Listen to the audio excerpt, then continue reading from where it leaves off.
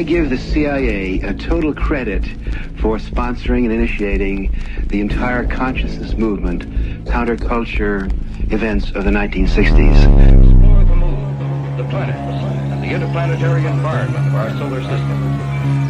To investigate the sun and its relationship to Earth, the geophysical properties of the Earth, and the physical nature of the universe. To determine the biological effects of the space environment on Earth life form, and to search for and analyze extraterrestrial life. To develop experiments for manned spaceflight, which use the special capabilities of a trained astronaut as a sensor, manipulator, and evaluator. Provide pre-doctoral training for scientists and engineers, and grants for space science research projects and laboratory facilities to best use university resources for the national space effort. To develop and manage engineering on which reliable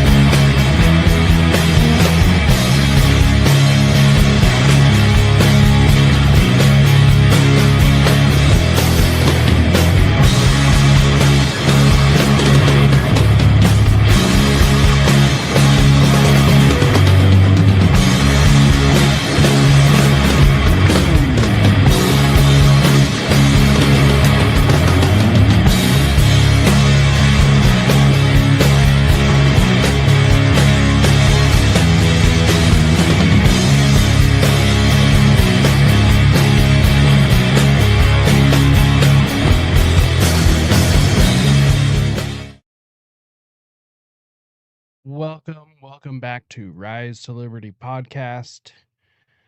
Okay, today's episode, is mind control actually real? we will be getting into that.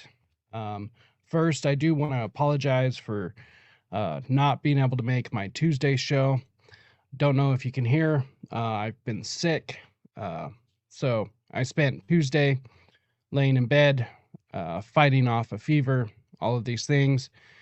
And today's show actually would have been much earlier, but had a bunch of repair going on at my house. And we also had landscapers here. So it was landscapers and banging and pounding. Wouldn't have been a good show. So it just wasn't worth it to do it. But I'm feeling good enough to get a show in today. And so the show shall continue. Let's see here. So once again, this is Rise to Liberty. Thank you all for tuning in. I will do a little bit of a longer show to hopefully try and make up for Tuesday's lack of a show.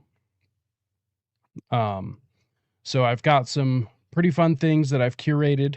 Some things you might have seen, some things you might not have seen, and we're gonna have some interesting discussions. But first, before we get too deep, I definitely want to say make sure and hit the subscribe, follow, the like, thumbs up, all of those things. But make sure and head over to our sponsor, which is Nadu Shave Co. They have the balls to sponsor this show, and they are absolutely the best. I absolutely love using this product, and you will too. There's a reason why people use single blade safety razors for so long. I mean, the multi-blade, the plastic multi-blade razors, I mean, those were invented literally to just make more money off of you. There's no benefit to them. They end up pushing your skin down and cutting the hair below the skin, and what eventually ends up happening is you get all sorts of irritation, you get ingrown hairs, all sorts of things. You avoid all of that by using these single blade safety razors. So make sure and go to nadeaushave.co.com. Use promo code RISE15 to get 15% off at checkout. That also lets them know that we sent you. That helps out the show, that helps them out, and it helps you out. It's win-win, baby. I don't know why I said baby. It just kind of seemed like the thing to say. So, today's show. Is mind control actually real? I mean, this question gets asked by all sorts of people. I've asked it before. But today, the first thing I want to start off with is probably something that most people have seen. If you haven't seen it, boy, are you in for a treat. A stand-up joke real quick. I think it's just hilarious. I think it's hilarious, and I think it's worth a listen real quick. You not believe in any conspiracy theories? I understand not all of them, not most of them, but you don't believe in any conspiracy theories? You just think the government's just batting 1,000 and telling us the whole truth? That's a strong stance to take. And again, as I said before, I don't like talking about politics on stage or off stage. I don't like talking about things I don't feel like I'm truly knowledgeable in. But I do know this. Our government is placed in charge of all of its people. I'm a father who's been placed in charge of just one son. And I lie to that nigga all the time.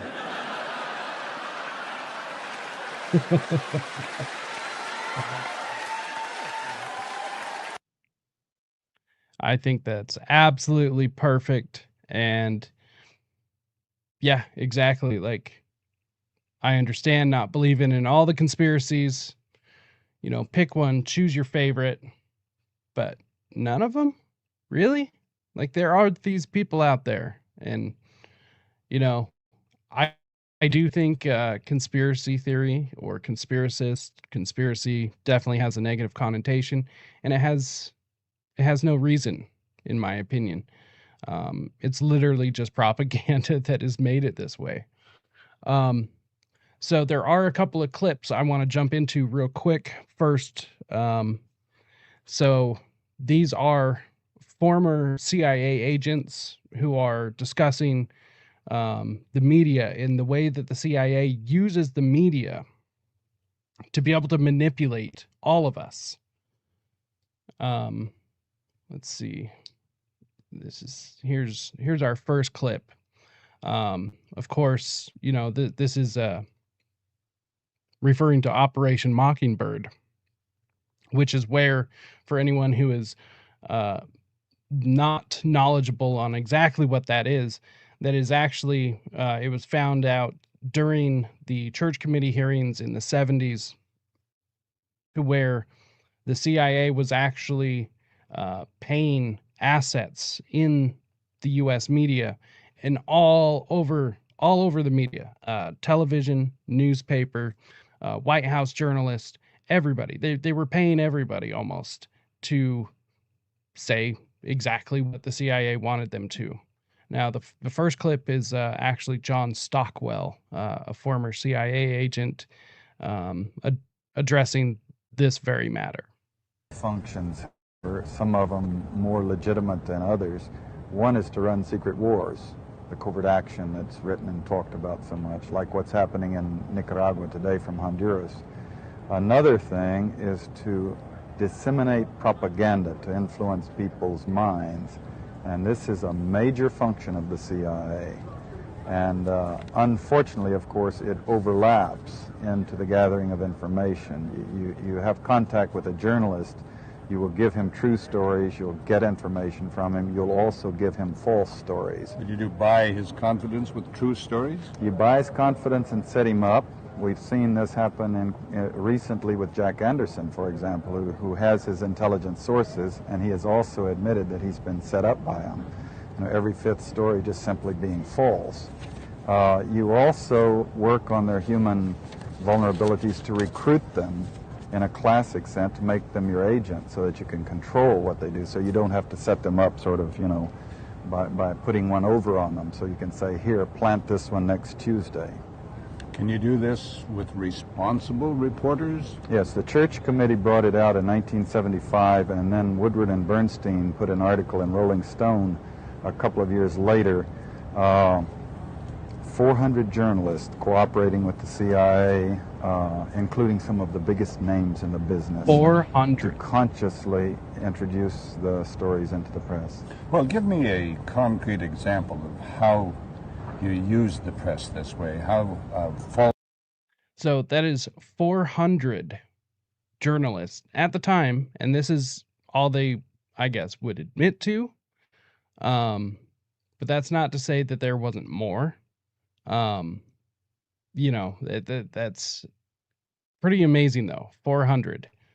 This means they were on the payroll, being told what to say as journalists.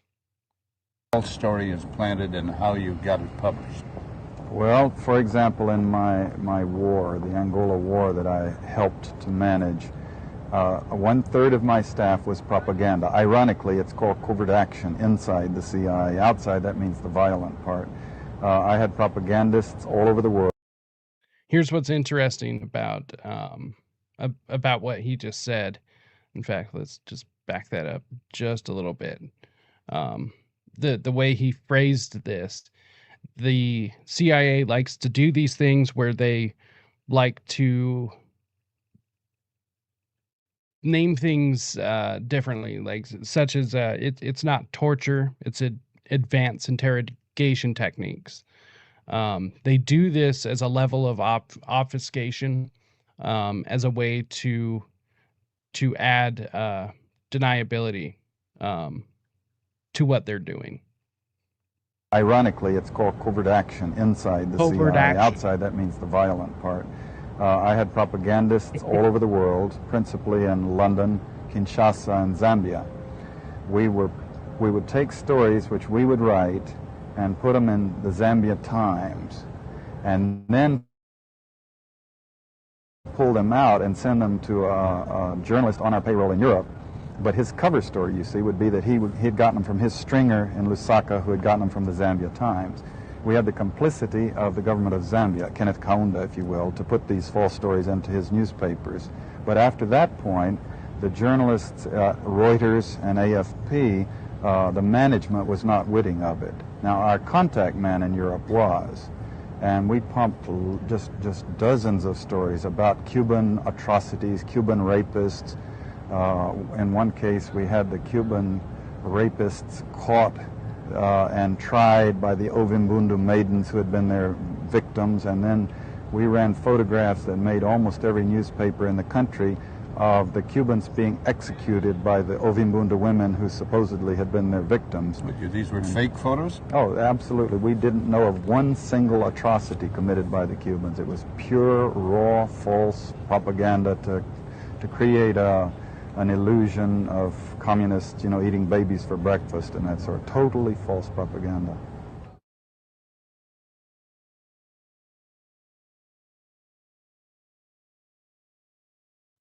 Oops. Boomer moment. Something I found totally interesting. Of course, John Stockwell is considered a CIA whistleblower. Now, with a lot of these whistleblowers that come out after the fact, I do find it interesting because it's easy to come out after, right? Like you've committed all of these acts already.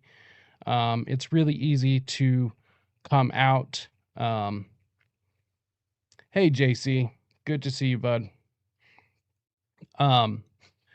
It's easy to come out after and tell everybody what you did, all of these things, but why not in the middle of it? You know? So I do think, like with so many of these ex-FBI agents or ex-CIA agents, I do think you have to take what they say with a grain of salt. However, you can compare what they say to what we can objectively prove.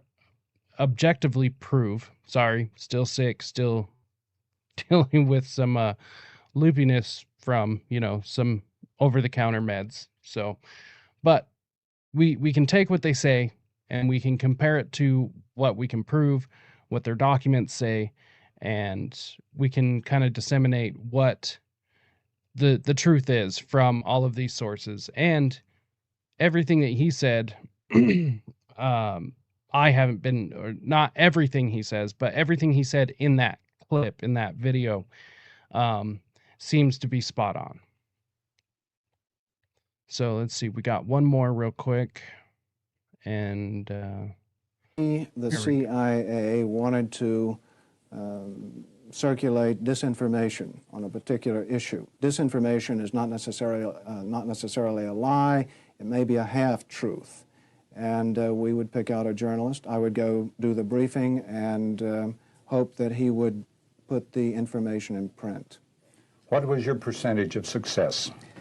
We were pretty successful in planning information of a rather rarefied nature. For instance, if we wanted to get across to the American public that the North Vietnamese were building up their force structure in South Vietnam, I would go to a journalist and advise him that in the past 6 months, X number of North Vietnamese forces had come down the Ho Chi Minh Trail system through southern Laos. Now, there is no way a journalist can check that information. That's data derived from radio intercepts, spy in the sky photography. So either he goes with the information or he doesn't, and ordinarily or usually the journalist would go with it because it looked like some kind of exclusive. And I would say our percentage planning that kind of data was 70 to 80%. Can you recall the names of any of the correspondents you used in that manner? Used is a loaded term. The correspondents we targeted were those who had terrific influence, the most respected journalists in Saigon, like Robert Chaplin of the New Yorker magazine, Kai's Beach of the Los Angeles Times from time to time, and also he worked for the Chicago Daily News. Bud Merrick of U.S. News and World Report, Malcolm Brown of the New York Times, even Maynard Parker of Newsweek magazine. We would go after these gentlemen. I would be directed to cultivate them, to spend time with them at the Caravel Hotel or the Continental Hotel, to socialize with them, and slowly but surely to try to gain their confidence by dolloping out valid information Gain their confidence. which was true. And then I would drop into a conversation the data that we wanted to get across, which might not be true. So they would lie to them. I like how he says, which might not be true, which, I mean, yeah, of course, they would sometimes give them real information, but the journalist thinks that they're working with their inside man or their whistleblower. They're getting insider information on what's happening, and in actuality, they're just getting played. Or maybe they even know exactly what's going on and they're on the take. You know, all of these options have happened. Piece of data, for instance, that we managed to plant in the New Yorker magazine had to do with a supposed North Vietnamese effort in 1973 to develop airfields along the border of South Vietnam. The reason we wanted to plant this information was that we were trying to persuade the U.S. Congress that Saigon should continue to get a great deal of aid, and that the North Vietnamese were the chief violators of the ceasefire accord. That was printed in the New Yorker magazine under the byline of Robert Chaplin, as indeed was a great deal of such information which we tried to circulate. We weren't interested in going after the reporter for Ramparts magazine. We were interested in targeting those reporters who could get their material in the New York Times, the Los Angeles Times, and so forth. And once again, I want to make it perfectly clear that we were not hiring these reporters. They were not operating as our spies or as our dupes.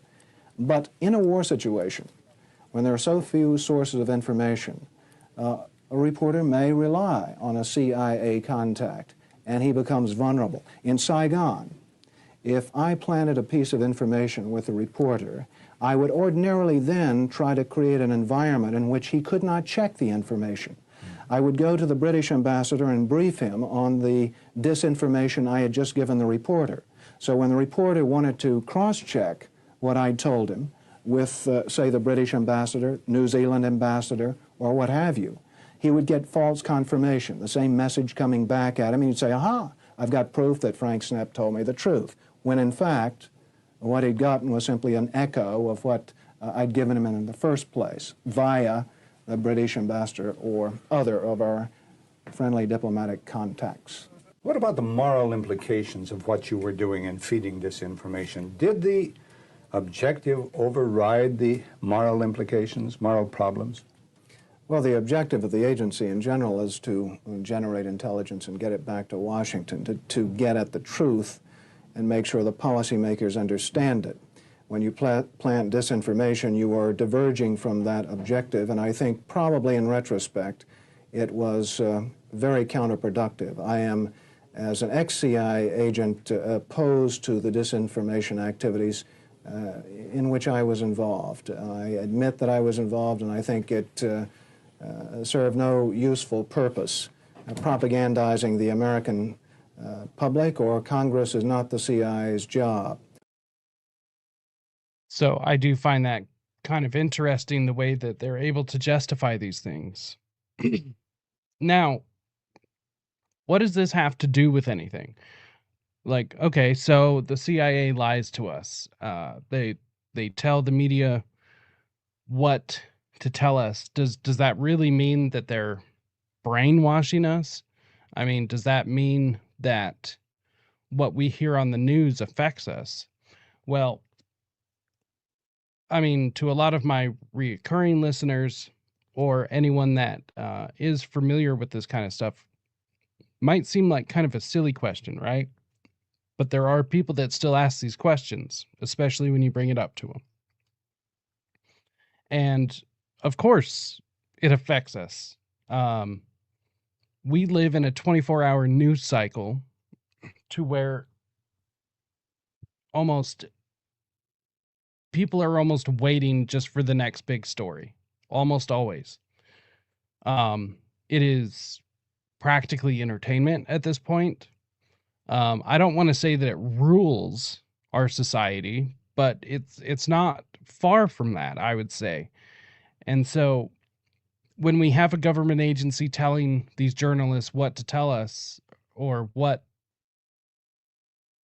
we have a government agency telling journalists what to tell us, and then that information turns around and affects real life choices, of course.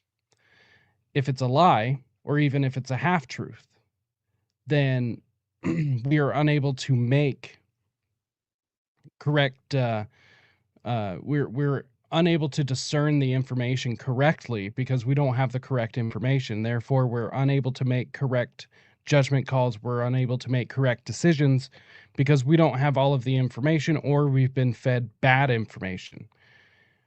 Now, that is literally controlling our minds.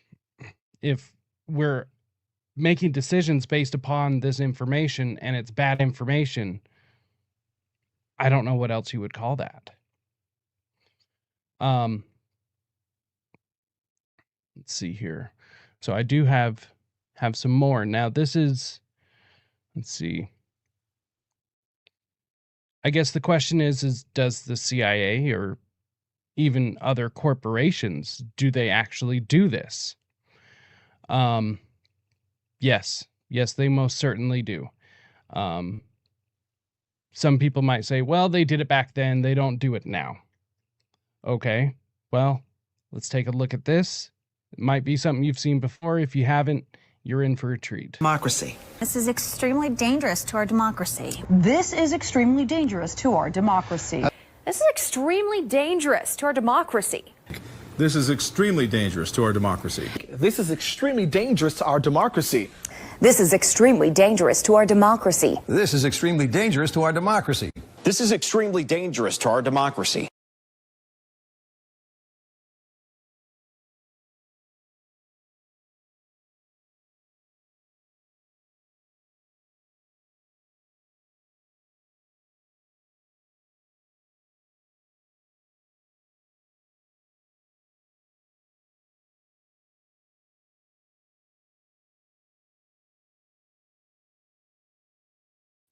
Oh, imagine that. Imagine that, another boomer moment. Man, oh, what I was saying is that, wow, that video is still so shocking to me. It just, every single time I see it, it still just blows my mind. There are, these fact-checking organizations out there. And what the hell is that, a fact-checking organization? You're going to tell me what the truth is instead of letting me figure out what the truth is. That's my job, not yours. But you're going to give me the truth from an authoritative source, and anyone who doesn't fall under that is bad information, or a disinformation agent, or a Russian agent, a Russian bot, or whatever the trigger word is. But every time I see that video, it just never ceases to amaze me. And I mean, this is far from the only example, of which I actually have another. And this one I feel is incredibly mind-opening, if you have not seen this. Let's see. Here we go. And I think that the dangerous, edges here are that he's trying to undermine the media, trying to make up his own facts. And it could be that while unemployment and the economy worsens, he could have undermined the messaging so much that he can actually control exactly what people think. And that is our job. Yeah. That is our job, is what she said. That is our job.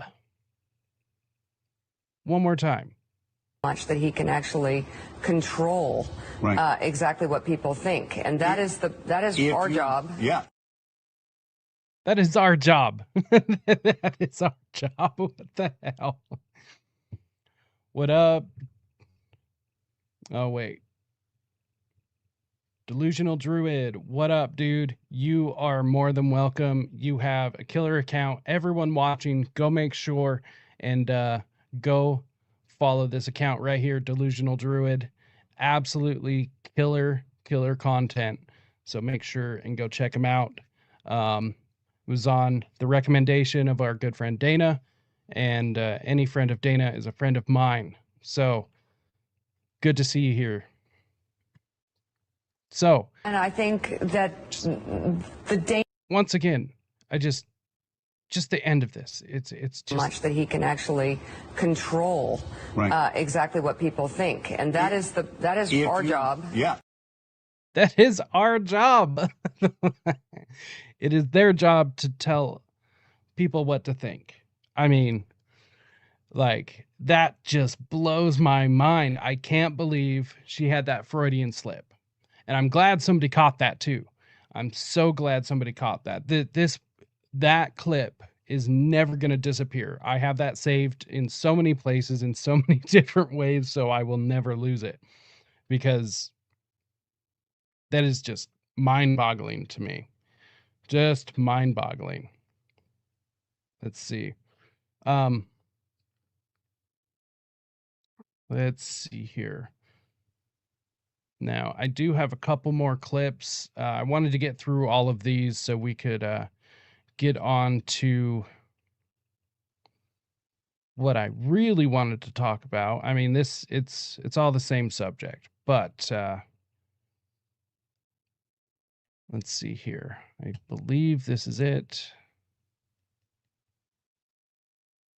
Make sure. This. In the need to develop a capacity to know what potential enemies are doing, the United States government has perfected a technological capability that enables us to monitor the messages that go through the air. These messages are between ships at sea. They could be between units, military units in the field. We have a very extensive capability of intercepting messages wherever they may be in the airwaves. Now, that is necessary and important to the United States as we look abroad at enemies or potential enemies. We must know. At the same time, that capability at any time could be turned around on the American people. And no American would have any privacy left, such as the capability to monitor everything. Telephone conversations, telegrams, it doesn't matter. Almost like they do. There would be no place to hide. If this government ever became a tyranny, if a dictator ever took charge in this country, the technological capacity that the intelligence community has given the government could enable it to impose total tyranny. And there would be no way to fight back, because the most careful effort to combine together in resistance to the government, no matter how privately it was done, is within the reach of the government to know. Such is the capability of this technology. Now, why is this investigation important? I'll tell you why. Because I don't want to see this country ever go across the bridge. I know the capacity that is there to make tyranny total in America.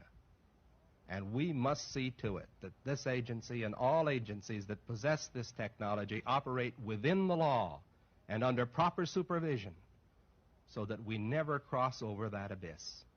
That's the abyss from which there is no return. So I do find that incredibly interesting. Now, I don't know exactly when that news broadcast was cast out to everyone, but that was the mid-70s. This was during the church committee hearings after they had found out about Operation Mockingbird. So it was sometime around then, so it would have been 75 or a little bit later. And what's even more interesting is even back then, some people had the foresight into knowing certain technologies were going to bring down a tyranny upon this country, which is exactly what we see now with the NSA, massive data centers, and it's even 20, 30 times worse with things like the AI data centers. It's just so much worse than anyone back then could have even thought. I mean, the system we have now would give Stalin a wet dream. Like, just, it's kind of mind-boggling. I mean, thinking back on the introduction of the Patriot Act and exactly what they were going to be able to do with that. It's hard to put into words to think. I mean, all of our phone calls, text messages, emails, just any electronic communication or movement at all. If you were on the internet, it is being watched somewhere by something or someone. I assume they have some like algorithm to be able to parse through everything because, well, they don't have somebody sitting there literally listen to every phone call, but I do know that, certain things will flag. And if there's enough flags, then eventually it will get brought to someone to manually review. So I do find that incredibly interesting. Let's see. I believe this is a different clip. Let's see here. I believe this is a different clip, but it is right. Exactly. And I mean, the government doesn't even have to map everything on a group level. Companies like Google and Meta do it for them, and then those companies just hand it over. But then again, my personal opinion is that there is no difference between the government and these massive corporations. A corporation is just an extension of government, and so therefore it is just one and the same thing. And even if there was like some separation, these companies just hand over that data anyways. And so, I mean, what difference really is there? It's crazy. Exactly. The Google literally spawned from the CIA. Facebook spawned from can't remember the project name, but it was the FBI project. So yeah, I mean they are just larger extensions of the government themselves. Let's see here.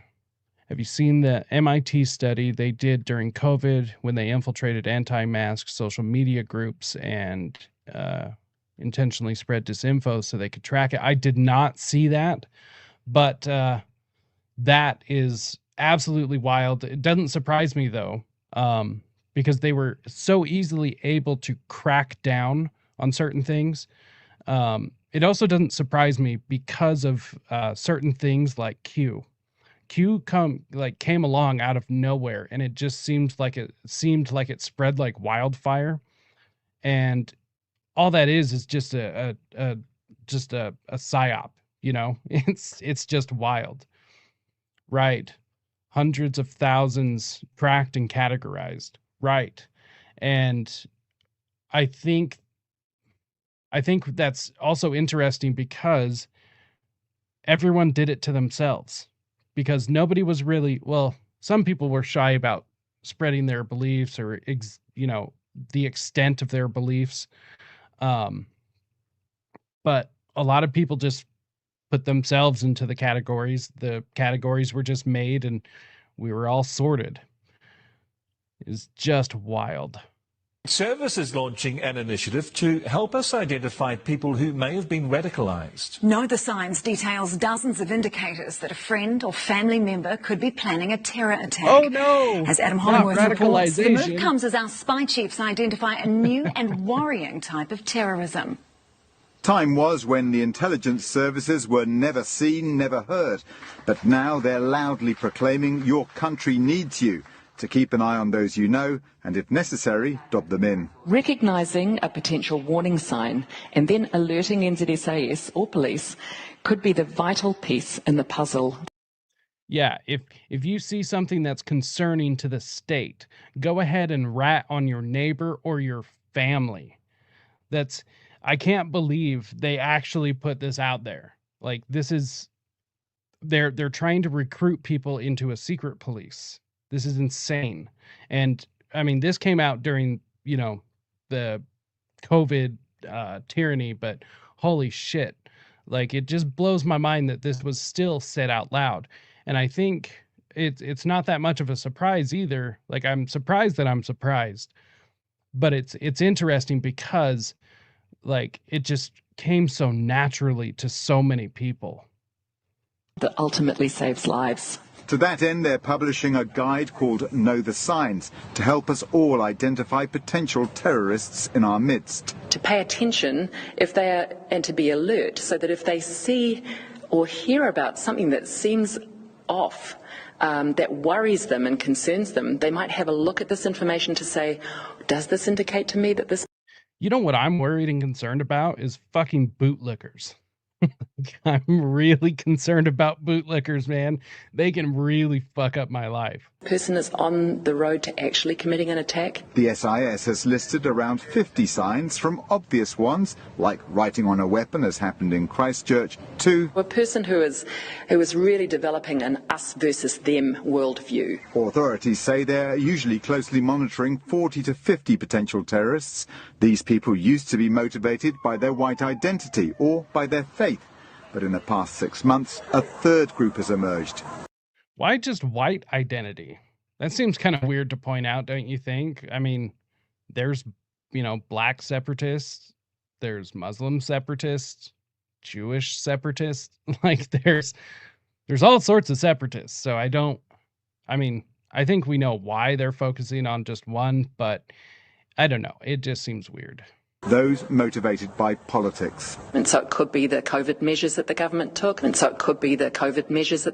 took, or it could be other policies that are interpreted as infringing on rights, and it's what I sometimes describe as a kind of hot mess of ideologies and beliefs, fueled by conspiracy theories. The launch of the initiative.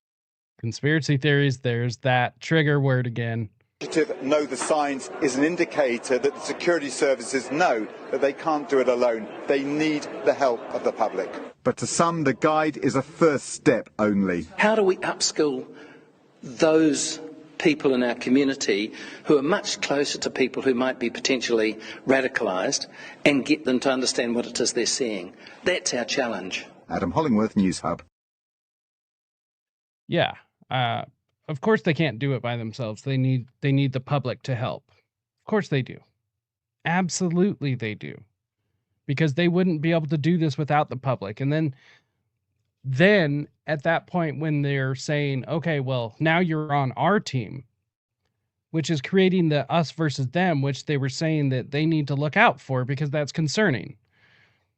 And that, okay. Okay. One more quick video. I just thought this was kind of funny. I wanted to bring it up, but I'm not really sure another time when I'd get to play it. So, this does play into all of this, but, let's see.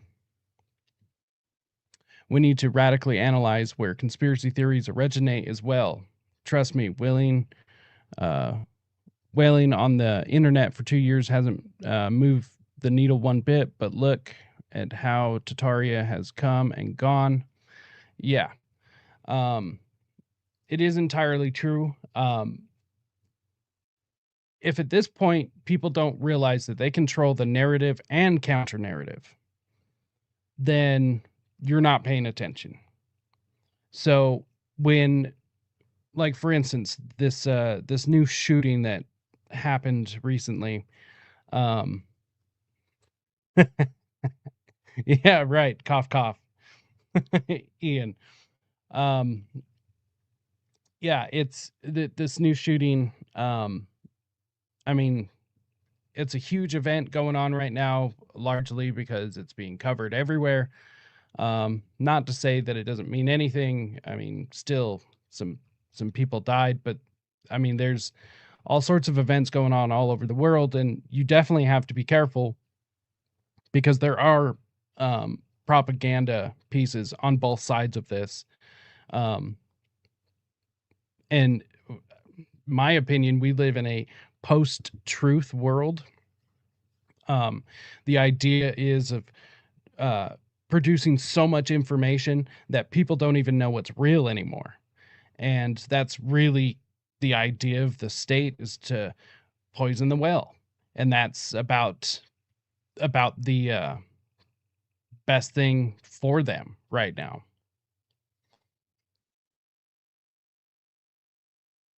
I mean, both, either. take your choice, take your pick. See, our countries are hijacked for secret billionaires ruling all over humanities in secret at once. Yeah, I completely agree. Completely agree with that.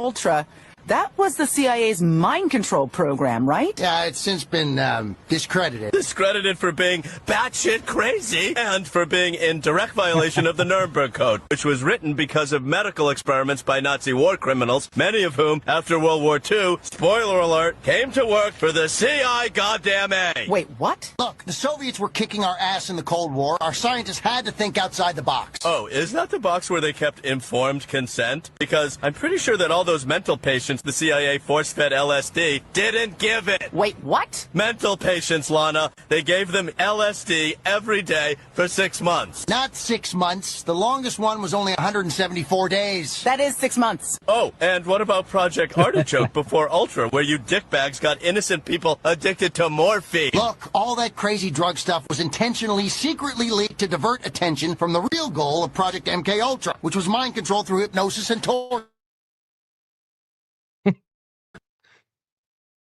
Yeah, I thought that was perfect. I wasn't sure when I would be able to play that again.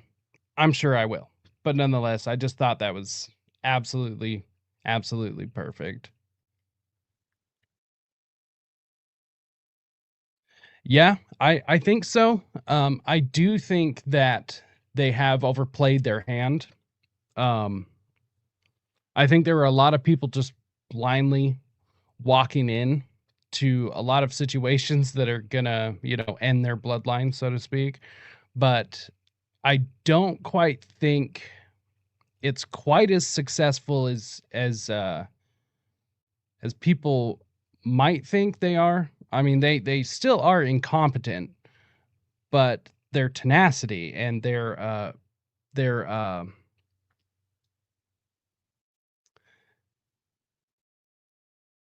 them being able to play the long game is, I think, definitely working out in their favor for sure. I don't know. I think rejecting it and being able to fight back against it is actually a lot easier than people think. We would actually just have to reject playing with it. Just stop,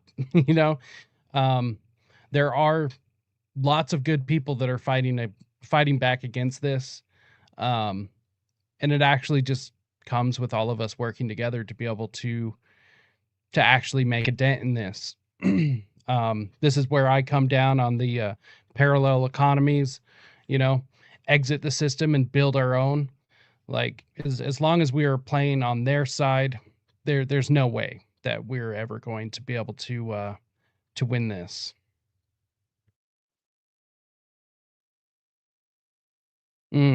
Yeah. Haven't even paid attention really to the India and Pakistan stuff. But definitely concerning. Not even sure really what to say about it. It just kind of seems more of like the Ukraine and Russia stuff, but who knows? Donald Trump just said he was going to release the entire Epstein client list from A to S. Did he say that today? I mean, within all fairness, the list is already out there. It already exists. The biggest problem is that it's all a bunch of like nameless, faceless billionaires. It's not people that people were hoping for. And so the problem is it's like people know, like we know who they are. And it's not the black book. I mean, the black book is important, but that's not like the client list. There is a list. I mean, Ryan Dawson put together a list. It's pretty thorough. I mean, I've gone through the whole thing. I haven't been able to find anything wrong with it. But the problem is it's just a bunch of faceless, nameless people that nobody really cares about. They want Tom Hanks. They want all of these like Hollywood people or musicians and stuff. And I'm sure they're on it too. But the thing is a lot of the people that are going to be on there are like hedge fund managers and people from Wall Street, a bunch of people who control politicians, a bunch of people that stay out of the news in the first place. And that's them. That's the clients. And so I don't know exactly what people want, you know? But the problem isn't really the client list. It's like, we need arrests. Like that's the big problem. Now, even if we know who they are they ever going to get prosecuted? That's the big thing. And on top of that, are we ever going to learn why the government or people within the government decided to cover it up? Because that's absolute bullshit. Those are the two things that we need to know is, are they going to be prosecuted? If not, why not? And who and why was it covered up? I think we know why, but like hearing an official reason would be incredibly interesting. So one thing I want to get to real quick, let's see here. Let's move down to here. So how mass media shapes and molds society. This is one of the things that I wanted to talk about today. So let's see, let's move this around a little bit.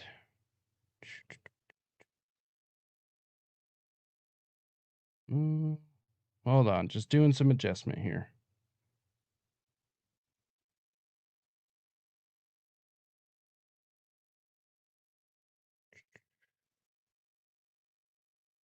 Here we go.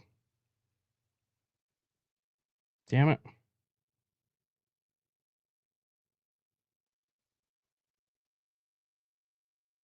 Here we go. Okay. Mass media is the most powerful tool used by the ruling class to manipulate the masses. It shapes and molds opinions and attitudes and defines what is normal and acceptable. This article looks at the writings of, or the workings of mass media through the theories of its major thinkers, its power structure, and its techniques, and the techniques it uses in order to understand its true role in society. Most of the articles on this site discuss occult symbolism found in objects of popular culture. From these articles arise many legitimate questions relating to the purpose of these symbols and the motivations of those who place them there, but it is impossible for me to provide satisfactory answers to these questions without mentioning many other concepts and facts. This article explores the theoretical and hold on, sorry, I just had something pop up.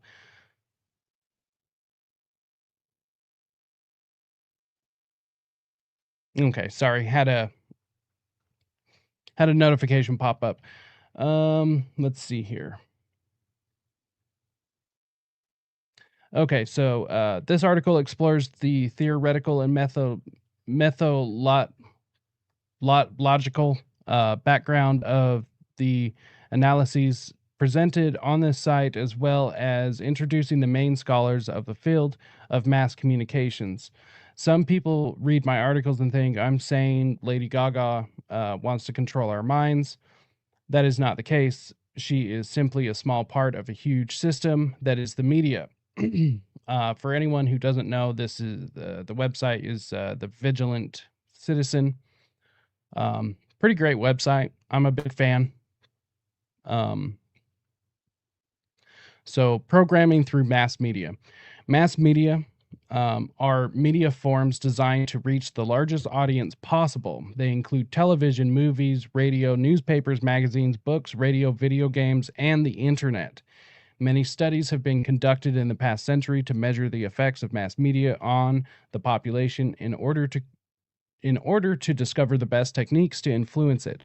From those studies emerged the science of communications, which is used in marketing, public relations, and politics. Mass communication is a necessary tool to ensure the functionality of a large democracy. It is also a necessary tool for a dictatorship. It all depends on its usage. It's also necessary for a republic as well, freedom of the press and all, but then again, you actually have to have freedom for that. In the 1958 preface to A Brave New World, Aldous Huxley paints a rather grim portrait of society. He believes it is controlled by an impersonal force, a ruling elite, which manipulates the population using various methods. Quote, impersonal forces over which we have almost no control seem to be pushing us all in the direction of the brave new worldian nightmare. And this impersonal pushing is being consciously accelerated by representatives of commercial and political organizations who have developed a number of new techniques for manipulating in the interest of some minority the thoughts and feelings of the masses. Aldous Huxley, preface to A Brave New World. His bleak outlook is not a simple hypothesis or a paranoid delusion. It is a documented fact. Present in the world's most important studies on mass media, here are some of them. The elite thinkers, Walter Lippmann. Let's see. So we aren't going to read this whole article. It is actually rather long. However, anyone interested, please go look. It is incredibly well written. So mass media and propaganda are therefore tools that must be used by the elite to rule the public without physical coercion. It's exactly what it does. One important concept presented by Lippmann is the manufacture of consent, which is, in short, the manipulation of public opinion to accept the elite's agenda. It is Lippmann's opinion that the general public is not qualified to reason and to decide on important issues. It is therefore important for the elite to decide for its own good, and then sell those decisions to the masses. Okay. This is one thing that pisses me off about these elite assholes, or elite. I hate that word, but these self-proclaimed elites. This idea of superiority, it irks me so much. They're so far removed from the average person that they become delusional. I think this is like the problem with Bill Gates, for instance. Yeah, he's usually a good example. I mean, he says that he understands what is good for humanity or what's good for the world. But yet, how is that even possible? You live in like a manufactured world. You don't even know the world. Like you live around constant yes men. No one ever really challenges you. No one takes you to task. I mean, there are people scared of these people. And so how could you know what's even close to what's best for the world if you don't even know the world? You think because you have billions of dollars, that gives you some sort of like knowledge and insight. And I don't know. I'm speaking on one side of this. Obviously, I'm not a billionaire. So it's interesting to me. Yes, I agree with this comment wholeheartedly. Democracy is fake and gay. But it's just for its own good. It's, it's just a bunch of commie speak, but it still just drives me nuts that these people just think that they know what's best for everyone. It's like, I, being me, I don't know what's best for any of you watching. Not a single one of you. I couldn't make or I would not want to be tasked with making a decision for any of you. I don't know what's best for you. You know what's best for you. So it's just like the sheer audacity to think that you know what's best for billions of people. Get the fuck out of here. Get the fuck out of here. Quote, that the manufacture of consent is capable of great refinements, no one, I think, denies. The process by which public opinions arise is certainly no less intricate than it has appeared in these pages, and the opportunities for manipulation open to anyone who understands the process are plain enough. As a result of psychological research coupled with the modern means of communication, the practice of democracy has turned a corner. Ooh, yay. A revolution is taking place, infinitely more significant than any shifting of economic power. Under the impact of propaganda, not necessarily in the sinister meaning of the word alone, the old constraints of our thinking have become variables. It is no longer possible, for example, to believe in the original dogma of democracy, that the knowledge needed for the management of human affairs come up spontaneously from the human heart. Where we act on that theory, we expose ourselves to self-deception and to forms of persuasion that we cannot verify. It has been demonstrated that we cannot rely upon institution. Sorry, another notification. I'm going to shut those off real quick. Give me just a second. We cannot rely upon institution. Come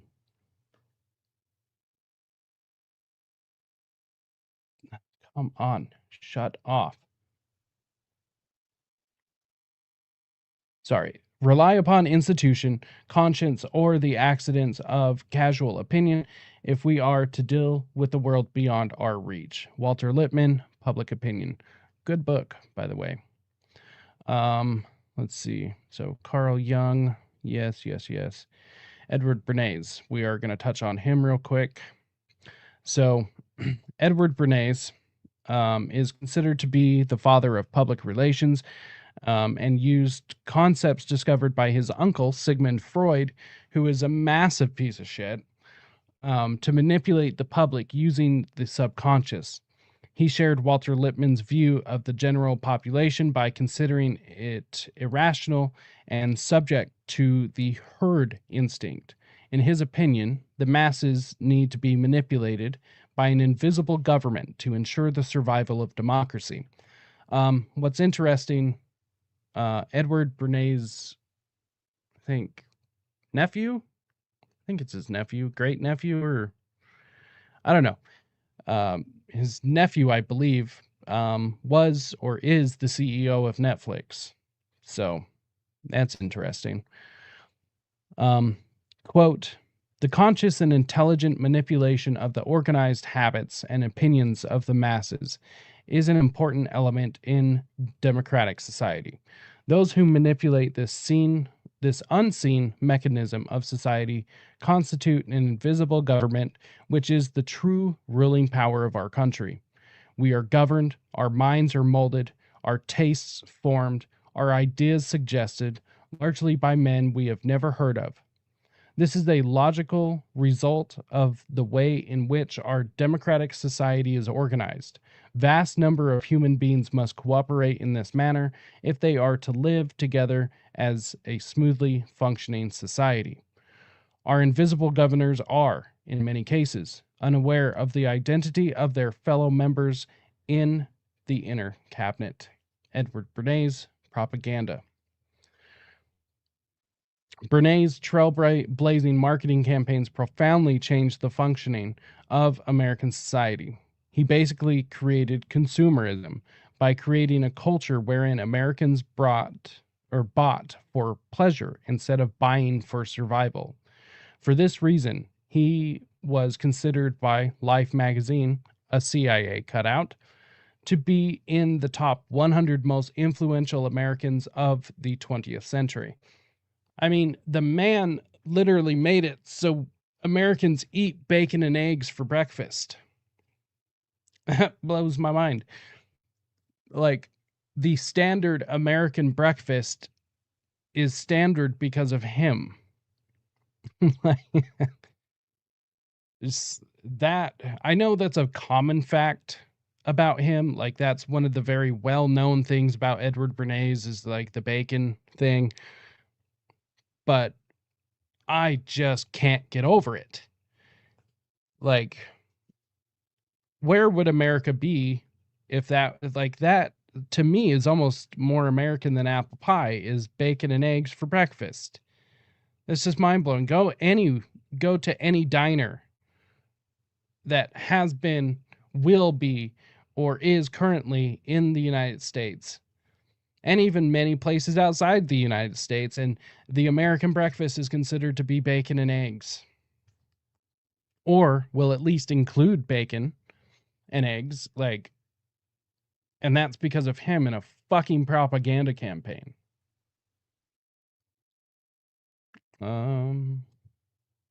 Let's see. So, media ownership. I think this is something important to focus on. Number of corporations that control a majority of U.S. media. Obviously, I mean, since 1983, which is what it seems like this chart is showing. Let's see. I know I have a better one. Let's see. See if I can find it real quick. That's something I should have had brought up.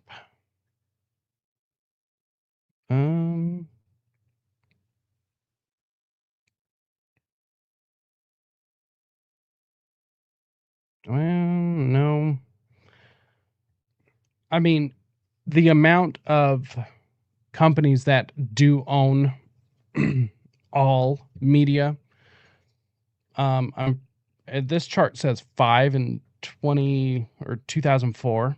Let's see. So, as depicted in the graph above, the number of corporations owning the majority of U.S. media outlets went from 50 to 5 in less than 20 years. When the top corporations evolving around the world and the assets they own. Let's see. Yeah, I think there's 6 now, though. There's let's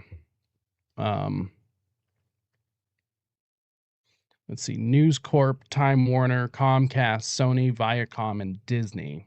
Pretty sure that's all of them. And this might have changed. Of course, there's always mergers, name changes. Let's see real quick. So there is this. Let me.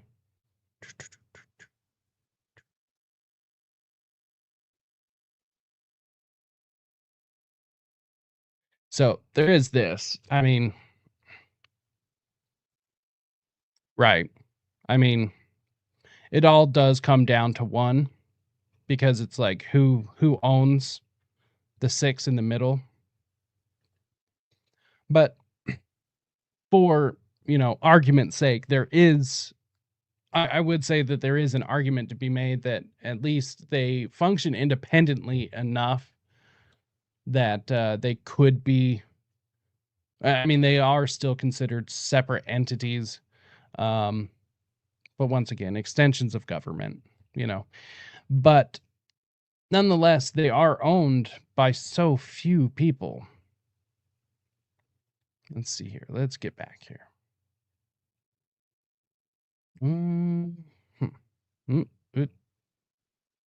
Let's see here. Okay, perfect. So AOL, Time Warner. We'll just run through a couple of these real quick. So AOL, Time Warner, at least at the time of this article, 64 magazines, including Life, Time, Life, People, Mad, DC Comics, Warner Brothers, New Line, Fine Line Features and Cinema, more than 40 music labels, including Warner Brothers, Atlantic, Elektra, many television networks such as WB Networks, HBO, Cinemax, TNT, Cartoon Network, and CNN. Rest in peace, Cartoon Network. Let's see. Madonna, Sean Paul, The White Stripes. And then you have Viacom. Viacom owns CBS, MTV, MTV2, UPN, VH1, Showtime, Nickelodeon, Comedy Central, TNN, CMT, and BET. Paramount Pictures, Nickelodeon Movies, MTV Films, Blockbuster Videos, 1,800 screens in theaters through famous players. Walt Disney, I think we know how much Walt Disney owns. It's just an absurd amount of property. I'm genuinely surprised that they actually haven't been broken up just because they own so much. They are failing to a degree, only because, I mean, you can't own that many properties and be successful at all of them. You just can't. Let's see, ABC, Disney Channel, ESPN, A&E, History Channel, Walt Disney Pictures, Touchstone, Hollywood Pictures, Miramax, Film Corp, Dimension, Buena Vista International, Miley Cyrus, Hannah Montana, Selena Gomez, Jonas Brothers, Vindy, Universal. 20% of U.S. music sales. Labels include Interscope, Geffen, A&M, Island, Def Jam, MCA, Mercury, Motown, and Universal. Blah, blah. Lady Gaga, Black Eyed Peas, Lil Wayne, Rihanna. I mean, music industry's all bought and paid for. Satanic nonsense. Sony, Columbia Pictures, Scream Gen, Sony Pictures Classic, blah, blah, blah. I mean, it's just... I mean, they're all one and the same, right? But it's crazy that, you know, these massive conglomerates own literally so many.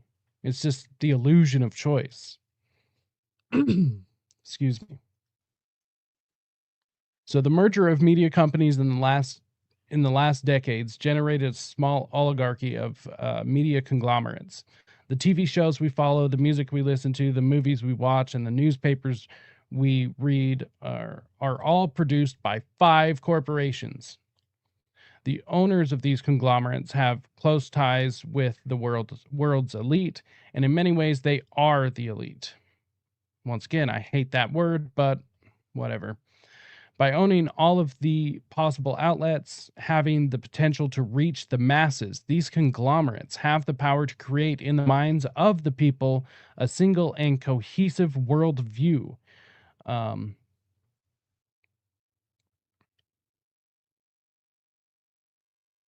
Sorry. Let's see, that notification is still not turning off. And it pops up like right in the middle of my screen that I read.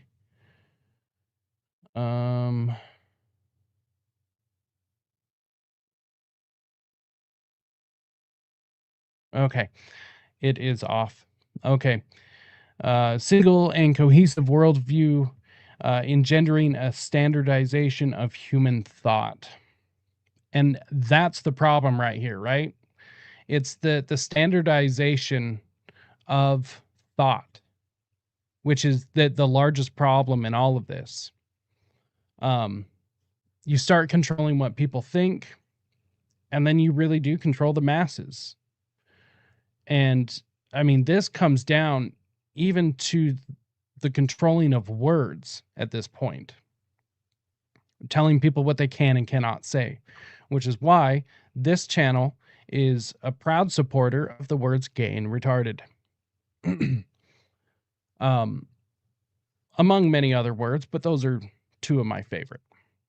And once you tell people what they can and cannot say, then you are telling them what they can and cannot think.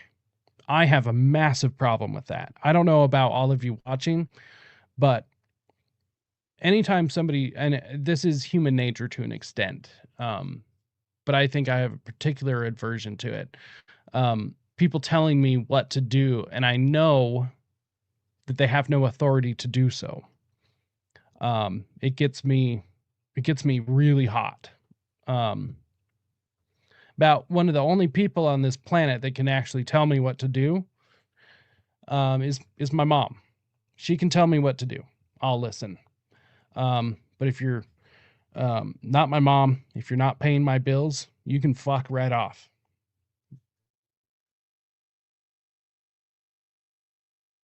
So in 1928, Edward Bernays already saw the immense potential of motion pictures to standardize thought. Quote, "The American motion picture is the greatest unconscious carrier of propaganda in the world today. It is a great distributor for ideas and opinions. The motion picture can standardize the ideas and habits of a nation. Because pictures are made to meet market demands, they reflect, emphasize, and even exaggerate broad popular tendencies, rather than stimulate new ideas and opinions. The motion picture avails itself only of ideas and facts which are in vogue. As the newspaper seeks to purvey news, it seeks to purvey entertainment." Incredibly interesting. I'm not a big fan of movies, new movies anyways. I mean, I love movies, don't get me wrong. I watch movies all the time. But, like, for instance, I have not seen any of the new Marvel movies. Nope, I haven't seen any of them. Last new Marvel movie I saw was the original Iron Man. You know? I'm bored of most new movies. They're shit. Not all new movies, you know. I'm not that guy, but I'd say a good 98% of them I don't watch. There's so many older movies I got to catch up on. I really like black and whites. I'm a big fan of those, so yeah, I get it, the hipster thing. Whatever. So, these facts are flagged as dangers to human freedom in the 1930s by thinkers of the school of Frankfurt, such as Theodore Adorno and Herbert Marcuse. They identified three main problems with the cultural industry.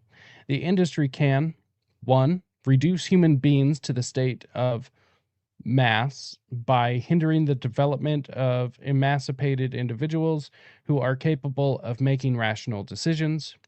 2, replace the legitimate drive for autonomy and self-awareness by the safe laziness of conformism and passivity.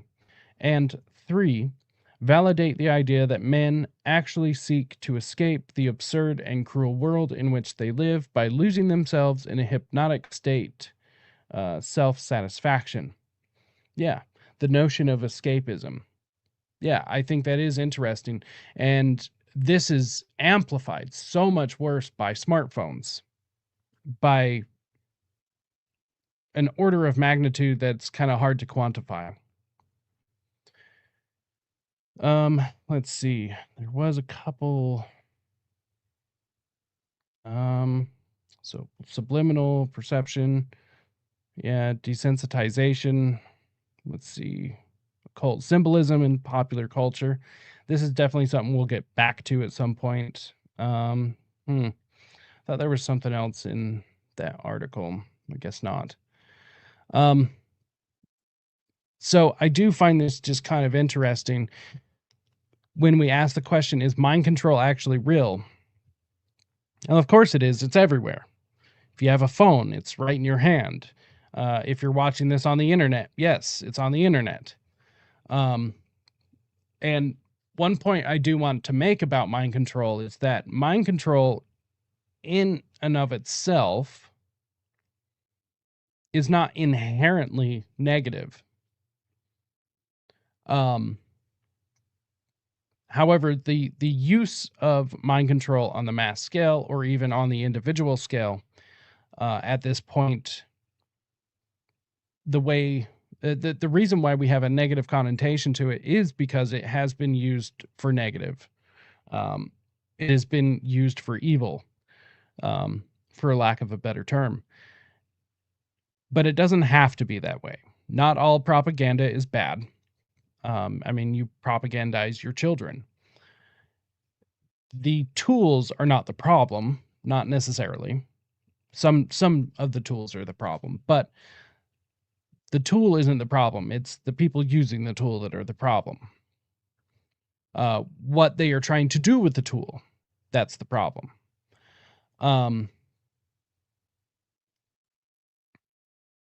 Right. Replace the drive for autonomy with conformism. Yep, exactly. And then once you have everyone conformed to a particular belief or on a particular platform or anything, then, you know, it's practically game over, because then everyone has conformed, whether they know it or not. And that's kind of the scary part of this, right? Now, let's see here. Have one more video that I think you'll all find interesting. I'm not sure if you've seen it. Oh, actually, 2 more videos. This will be interesting. So this is also an aspect to take in to consideration when we're talking about mind control. Let's see, let me... Yep. Okay. Experiment is one of psychology's oldest and most popular pieces of research. A volunteer is told that he's taking part in a visual perception test. What he doesn't know is that the other participants are actors, and he's the only person taking part in the real test, which is actually about group conformity. Please begin. The experiment you will be taking part in today involves the perception of line length. Your task will be simply to look at the line here on the left and indicate which of the 3 lines on the right is equal to it in length. So, for example, if you... The actors have been told to match the wrong lines.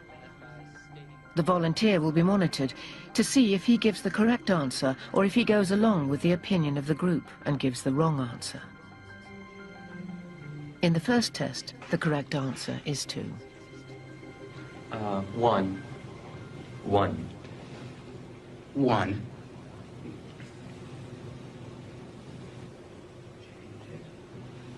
Two. 1. Once again, the correct answer is 2. 3. 3. 3.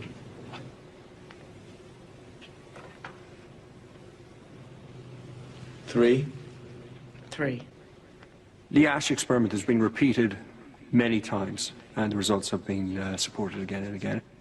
We will conform to the group. Again, we're very social creatures. We're very much aware of what the people around us think. We want to be liked. We don't want to be seen to rock the boat, so we will go along with the group. Even if we don't believe what people are saying, we'll still go along. 1. 1. 1. 1. Group dynamics is one of the most powerful forces in human psychology. 1. So that is something incredibly interesting. The average person, so all of us have a desire to be wanted or needed, to feel included. You know, Even us rebels do. And it's just usually, us rebels usually want to be accepted by a much smaller group. There's nothing wrong with that. But nonetheless, everyone has a desire to be wanted by somebody. And as humans, we definitely have a desire to be a part of the group. Like that's why ostracization is such a big deal. It's also such an effective social management system. I think there definitely are some people that should be ostracized from society. But this is why it's such an effective tool. And so it makes total sense that your average person is definitely going to go along with the group instead of stand out. You don't want to be a standout if you're the average person. Now, not everyone can be thought leaders. Not everyone can be voices. Not everyone needs to be, though. And also, it's not inherently bad or it's also even not inherently good necessarily to be a follower. It just is what it is. We need workers, and there's nothing wrong with that. There's actually nothing wrong, in my opinion, that I see with being average either. Most people are average. That's kind of the point. But it makes complete and total sense that most people are going to go along with it. Now, where this becomes a problem is when this is being manipulated against us. Now, if you're aware of it, I think is the key, because then you have a much better chance of seeing when it is being manipulated and it is being used against us. Because if it is being used against you and you are being manipulated in this way, by all means, rebel against it. Rebel against it. I hope everyone watching this would. So we've largely covered, at this point, mass mind control. And, I think there's been a pretty good case so far as to it does exist. I think made a pretty thorough case. This is not a academic dissertation or anything, but nonetheless, you don't have to go that far to find the information that mind control exists. Like I said, we have largely covered mass mind control. But the question is at this point, does individual mind control exist?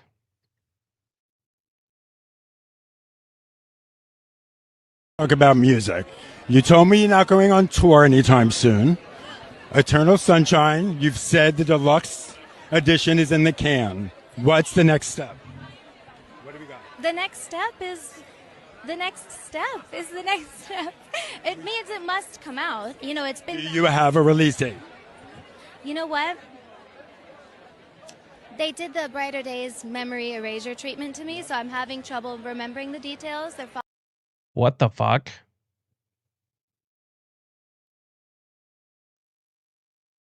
Release date.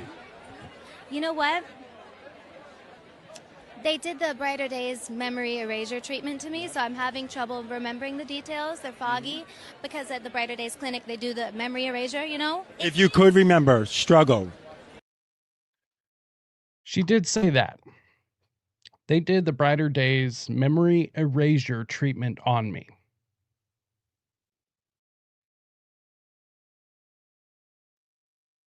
Actually, it's right there. Do I have a release date? You know what? They did the Brighter Days memory erasure treatment to me, so I'm having trouble remembering the details. They're foggy because at the Brighter Days clinic they do the memory erasure, If you could remember, struggle. Tell me. Give me a date. Give me a date. You know what? I'll have to go back to the clinic and see if they can restore my memory. Is it going to be soon? Because the fans want to know, Ariana. So soon? So, Mark, you have to learn the language of my fans, because soon means 10 days or less. I'm not allowed to use that word at this moment. So it's not less than 10 days. I'm not going to use that word today. I'll say that. I love you. You're so naughty. What are you doing? Because we want new music. So just give me a date. Give me a date. I won't tell anyone. I won't tell anyone. You know, just keep your eyes peeled. To your social media. No, yes. just keep them peeled. That's all I'm saying. Okay, what the fuck? Okay, first of all, the dude's creepy as shit. Okay? The way he was acting towards the end. Dude is just creepy as shit, right? Let's see, where is it? Just one more time. You know what? They did the Brighter Days memory erasure treatment to me, so I'm having trouble remembering the details. They're foggy because at the Brighter Days clinic they do the memory erasure, you know? If you could. I mean, she just flat out admits it. They just wiped her memory. They wiped her memory. Now, for anyone who doesn't know, that's Ariana Grande, star of what the hell is it called? Wicked. One of the worst new movies ever. It's just so awful. But I mean, it seems like we're watching this woman just like waste away into nothing at this point.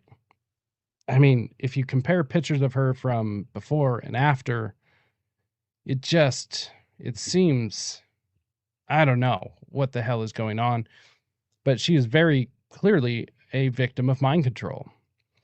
I mean, she just admits it, just right there.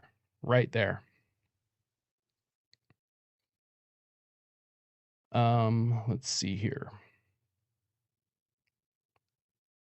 Give me just one sec. Let's see. Okay, this is the last video.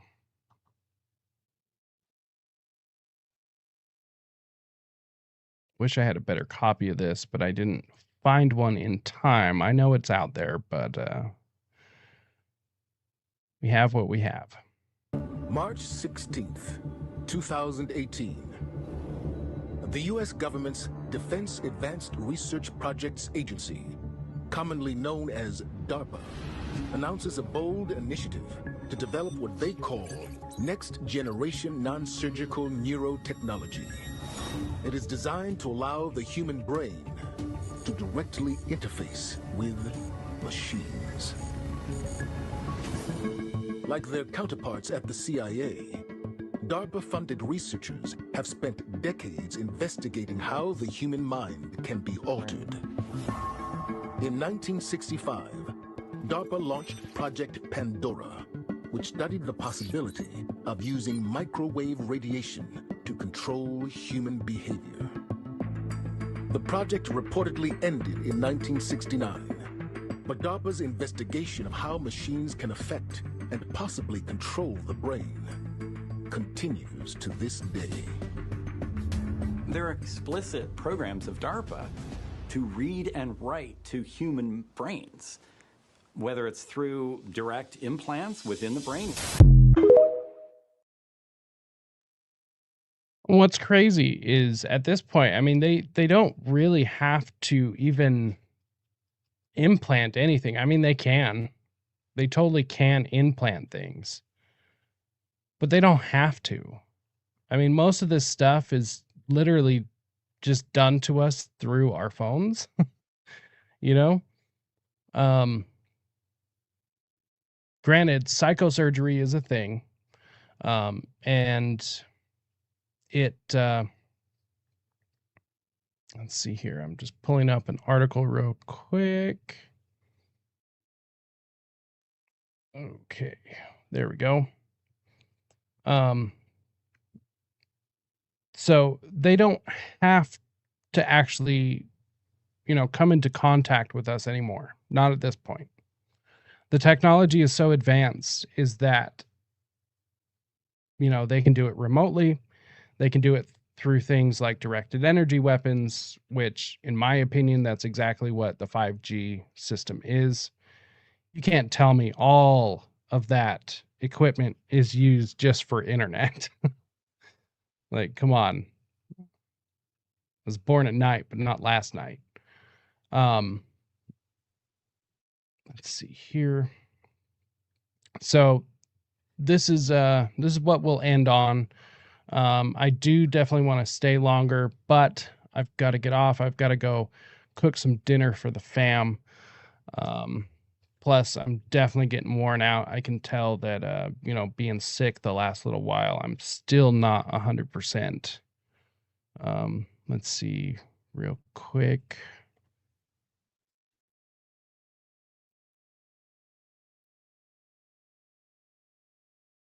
There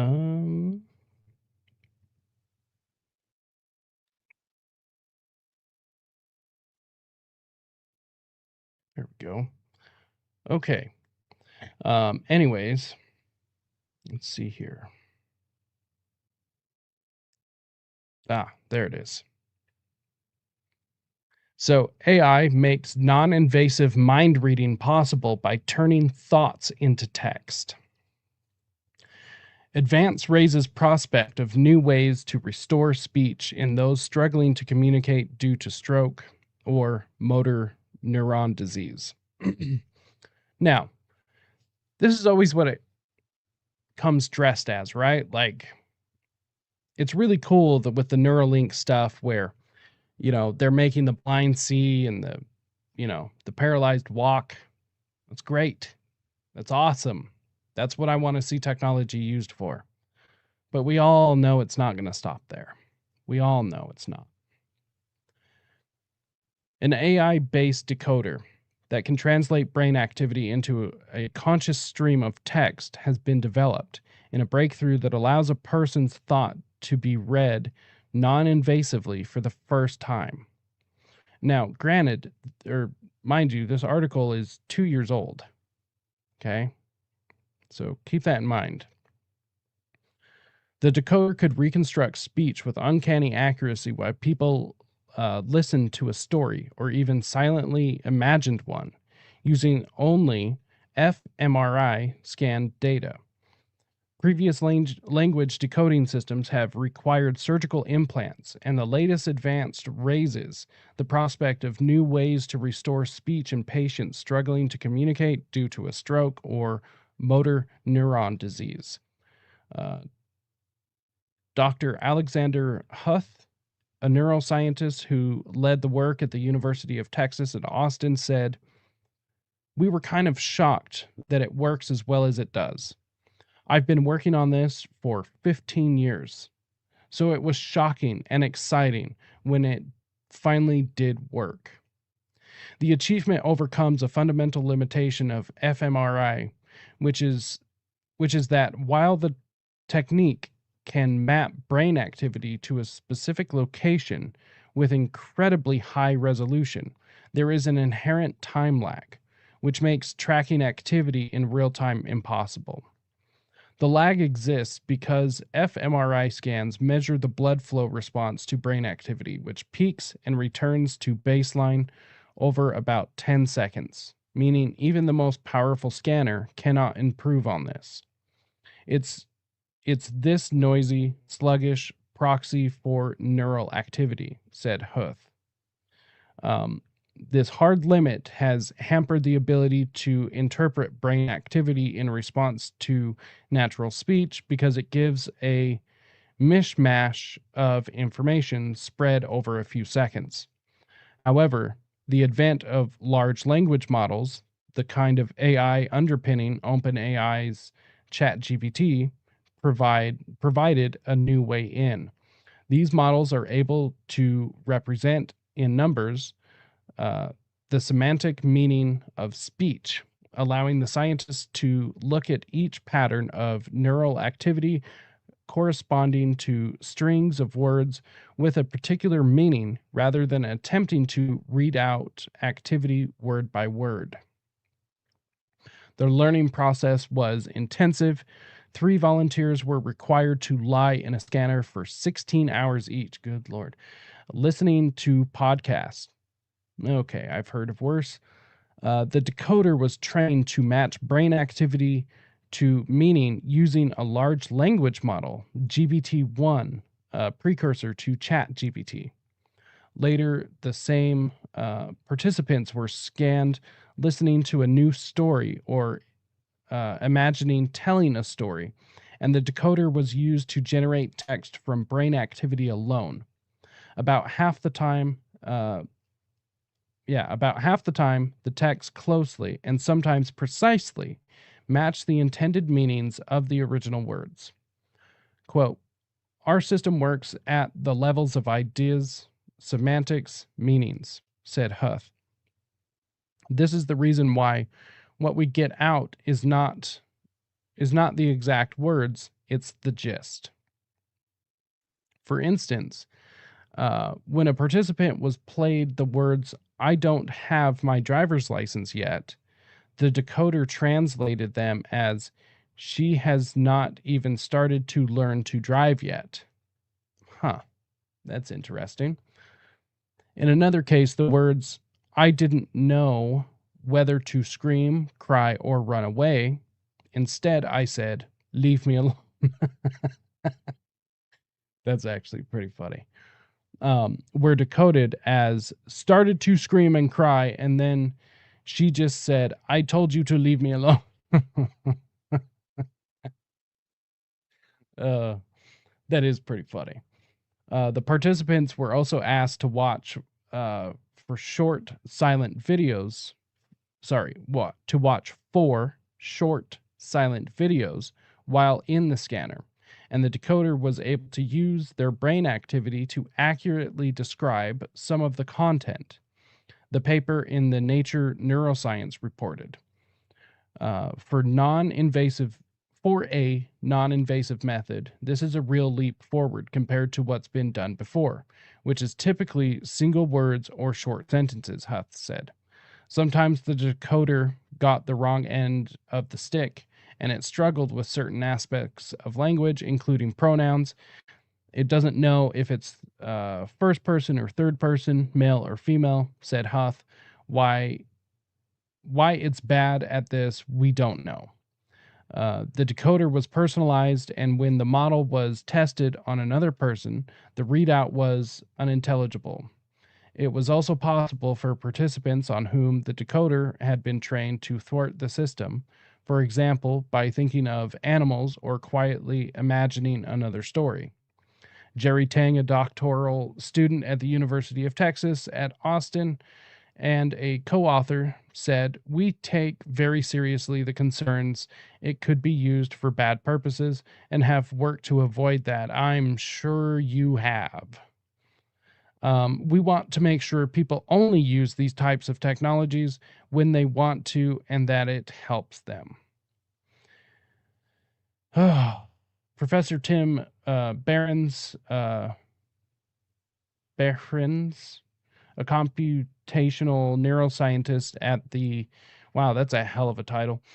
A computational neuroscientist at the University of Oxford, who was not involved in the work, described it as technically extremely impressive and said it opened up a host of experimental possibilities, including reading thoughts from someone dreaming or investigating how new ideas spring up from background brain activity. These generative models are letting you see what's in the brain at a new level, he said. It means you can really read out something deep from the fMRI. Professor Nishimoto of Osaka University has pioneered the reconstruction of visual images from brain activity, described the paper as significant advance. The paper showed that the brain represents continuous language information during perception and imagination in a compatible way, he said. This is a non-trivial finding and can be a basis for the development of brain-computer interfaces. The team now hope to assess whether the technique could be applied to others, more portable brain imaging systems, such as functional near-infrared spectroscopy, I guess. FNIRS. Okay. Wow. I mean, that's just wild. So now they're able to, and once again, I mean, this is technology that they're admitting to. So always keep that in mind. But, you know, I just find it interesting that this technology exists. It's out there. They're able to read your mind without, you know, some sort of implant or non-invasive ways. And I mean, they've been able to do this. There are other technologies, but I wanted to focus on this one in particular. And once again, this is 2 years old. So we know exactly how fast technology is moving at this point. So it's just wild. It is just wild. So let's see here.